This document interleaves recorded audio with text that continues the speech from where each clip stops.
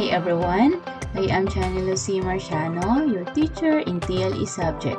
For today's video, we are going to discuss our topic in Module 6 about basic tools and stitches in embroidery.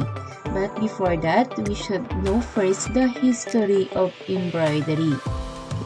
Embroidery is the process of decorating fabrics and other materials to look them more beautiful and elegant. The term embroidery is derived from the Old French embroiders, meaning edge and border. Embroidery, or the craft of decorating fabric with a needle, thread, and yarn, has been practiced as early as 30,000 before Christ exists. It is believed to have originated in the Orient and the Middle East. One of the oldest pieces of embroidery discovered was found in the tomb of the Egyptian pharaoh Tutankhamun.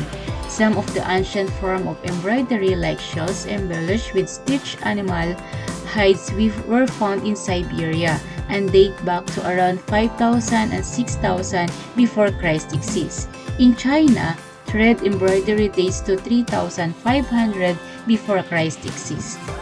In the Philippines, the embroidery tradition was born in the town of Taal, Batangas in the turn of century. It belongs to one of the finest arts in the world because of its intricate, well-embossed appearance. The materials used in embroidery are piña and other traditional fabrics.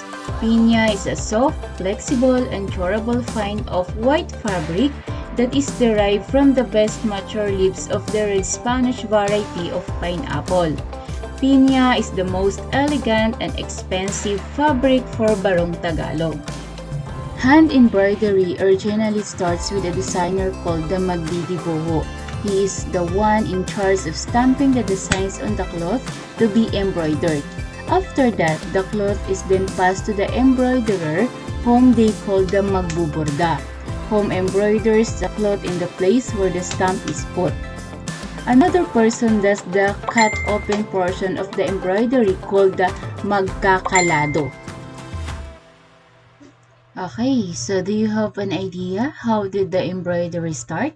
Now we proceed to the tools that you are going to use. First one is dressmaker's scissor. This is used only to cut fabric or thread. Using them on any material will make the blades dull and will require you to buy new scissors again.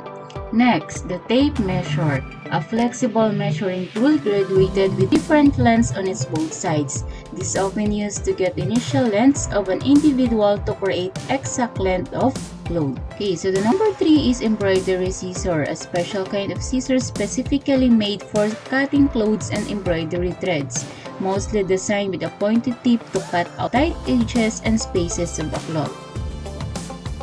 Number 4 is thread nipper, another type of cutting tool that is compact and light, perfectly used for cutting strips of yarn and clothes. Number 5 is seam ripper, a simpler embroidery tool with a shaft and head used to rip out bits part of a sewn thread or cloth. Okay, so the number 6 is embroidery hook. It is commonly used in hand sewing and embroidery as a framework for one's workstation.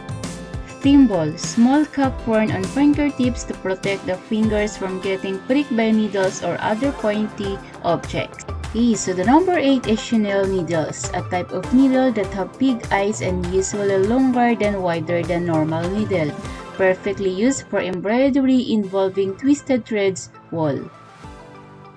Number 9 is beading needles, a special type of needle that is larger than usual.